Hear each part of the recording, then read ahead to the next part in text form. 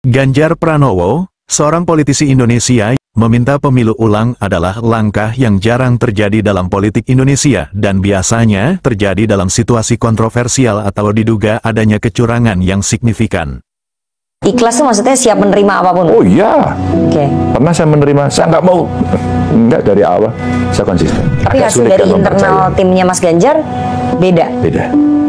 Tapi Mas Ganjar nyangka nggak sih kalau dapat suaranya 17% gitu? Iya. Itu di luar perhitungannya Mas Ganjar nggak? Maka tanggal 14 kan kami menyampaikan. Ya ketika teman-teman wartawan, ada percaya nggak suara saya segitu? Diam semua. Ya gitu. Dan mulailah kemudian bercerita-cerita. Jadi perolehan suara yang hanya 17% itu menurut Anda itu karena banyak digembosi begitu? Gampang aja Mbak, data mana yang bisa kami percaya?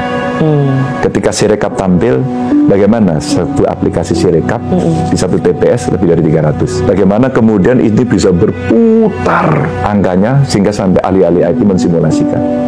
Bahkan kemarin Pak Sekjen kami menyampaikan ada satu TPS pasca putusan masih berubah-ubah yang bisa melakukan adalah forensik. Tapi hasil dari internal timnya Mas Ganjar beda? Beda. Dan itu tentu saja saya tidak mau menyampaikan ini karena saya tidak mau juga mana buktinya gitu. Ya nanti biarkan dibuktikan di sana. Oke, jadi itu akan menjadi bahan nanti ya? Ya mudah-mudahan. MK ya. Saya berharap ada IT, saya berharap ada forensik. Kalau itu terjadi, Mbak, kita ikhlas Mbak hasilnya apapun. Ikhlas tuh maksudnya siap menerima apapun? Oh iya. Oke. Pernah saya menerima, saya nggak mau. Enggak, dari awal saya konsisten. Yang kami menyatakan diri sebagai petisi Brawijaya menyatakan sebagai berikut. 1.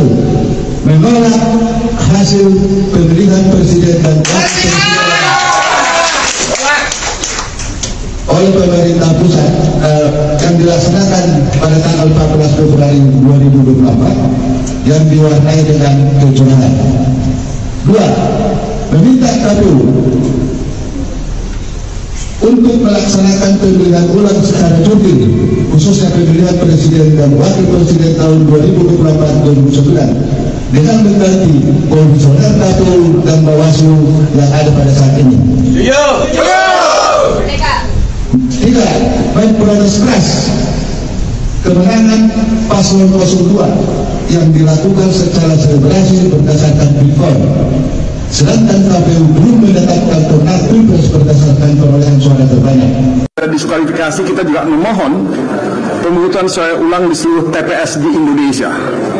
Jadi bukan di satu tempat atau dua tempat, tapi di seluruh Indonesia. Dan tentu kami juga meminta kepada MK untuk membatalkan keputusan KPU yang kita sama-sama dengarkan beberapa hari yang lalu. Dan memerintahkan KPU untuk menyelenggarakan pemilihan atau pemungutan suara ulang seperti yang kami minta. Nah, saudara-saudara, ini intinya yang kami minta. Tapi saya ingin mengajak teman-teman untuk melihat apa sih sebetulnya persoalan yang kita hadapi. Ya, karena menurut saya kita dalam satu momen ya yang sangat menentukan dalam kehidupan kita berbangsa dan bernegara ini. Kita ini mau membawa bangsa ini kemana?